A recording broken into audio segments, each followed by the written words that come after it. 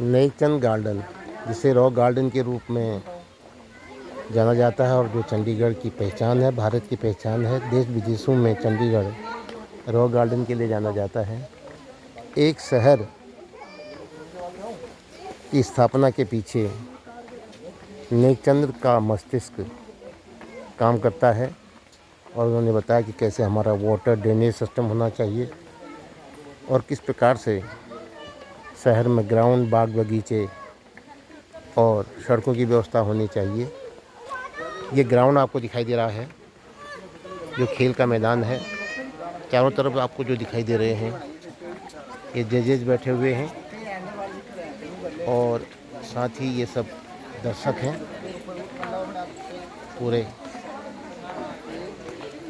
लेकिन इनकी संरचना, बिजली के जो इंसुलेटर होते हैं, जब ख़राब हो जाते हैं, टूट जाते हैं, किसी काम के नहीं रहते हैं। आपके किचन का सैनिवेयर जब टूट जाता है तो उसे फेंकना ही पड़ता है। कप प्लेट जब टूट जाती हैं तो फिर किसी काम की नहीं रह जाती है। लेकिन आपको दिख रहा होगा, ये जो टुकड़े हैं, ये कप प्लेट, टूटे हुए कप प्लेट के हैं। बिजली के जो इंसुलेटर होते हैं, जो फेंक दिए जाते हैं, किसी काम के नहीं रहते हैं, उनके टुकड़े आपको दिखा रहा हूँ मैं। इनसे दीवार बनाई गई है,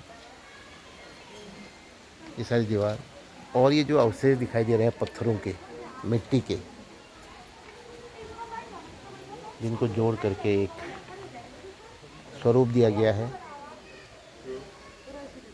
और यहाँ पर भी आपको मैं एक ग्राउंड की संरचना दिखाता हूँ कि कैसे ग्राउंड में बैठने की दर्शक दीर्घा की व्यवस्था है और कैसे एक संसद भवन नुमा ग्रीक माइथोलॉजी में जो कल्पना की गई थी, वीआईपीज़ के बैठने के लिए स्टेडियम का स्थान निर्धारित है। मज़े की बात यह है कि इन पत्थरों को यदि आप बारीक से देखेंगे, या इन पत्थरों को जब आप बारीक से देखेंगे, तो ये पत्थर के टुकड़े हैं जो यदाकदा नदी के किनारे पड़े रहते हैं, या नदी उनको बहा करके अपने साथ उठा ले जाती है। तो उन पत्थरों को एकत्रित कर, जोड़कर रास्ते, भवन, यहाँ तक कि कहीं पर आपने देखा होगा, अभी इसमें सामने मैं आपको दिखाऊं, टॉयलेट, बाथरूम, सार्वजनिक क्षेत्र के शौचालय, इसकी भी कल्पना कर रखी है। और हर शहर का अपना एक जंगल होना चाहिए, हर गांव देहात का अपना एक जंगल होना चाहिए, हर बसासत के पास ग्रीनरी होनी चाहिए। वो मूर्त रूप में, स्वाभाविक रूप में उसको छोड़ दिया गया है। देखिए, दिखाई दे रहा होगा आपको, चारों तरफ। अगर इसको आप शहर माने, इसको गांव माने, इसको खेल का मैदान माने, तो अब आपको दिखाई दे रहा है कि इसके चारों तरफ हरियाली है। कहीं न कहीं चंडीगढ़ शहर की संरचना में शहर के जो निर्माता रहे, इंजीनियर्स रहे, ये बात उनके दिमाग में रही। और यही कारण है कि चंडीगढ़ में आपको drainage system, road system, sector wise लोगों के आवास का एक साइंटिफिक डिवीज़न आपको दिखाई देता है। ये पब्लिक प्लेस मैंने आपको बताया था कि जो बाईं ओर मैदान का प्रतीक है, तो इसको आप पेविलियन भी कह सकते हैं, खिलाड़ियों के रुकने का स्थान भी कह सकते हैं, जिसे अभी बंद किया गया है, जिसका अंदर का दृश्य अगर आप देखना चाहें तो देख सकते हैं। ये प्रतीकात्मक है और इसकी छत भी छोटे कंकड़ पत्थरों से जोड़कर बनाई गई है। यदि आप ग्राउंड की बात करें, खेल के मैदान की बात करें, तो मैं आपको दिखा सकता हूँ।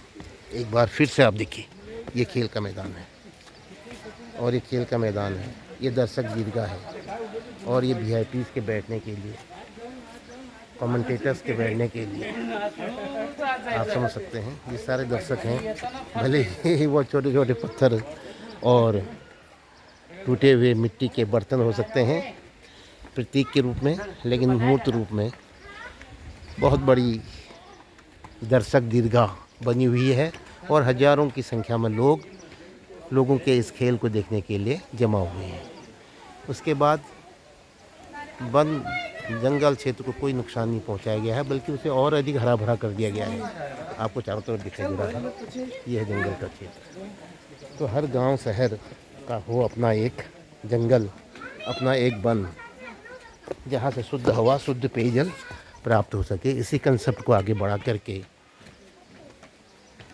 चंडीगढ़ शहर बना है। और ये नेक चंद्र की जो इमेजिन थी, जो विज़न था, वो हम यहाँ पर साकार रूप से देख रहे हैं, जो एक भारत की पहचान बन गई है, रॉक गार्डन के रूप में जाना जाता है। इसी के साथ इस वीडियो को मैं अब विराम देता हूँ और फिर मिलते हैं चंडीगढ़ में रॉक गार्डन के बारे में और अधिक जानने के लिए।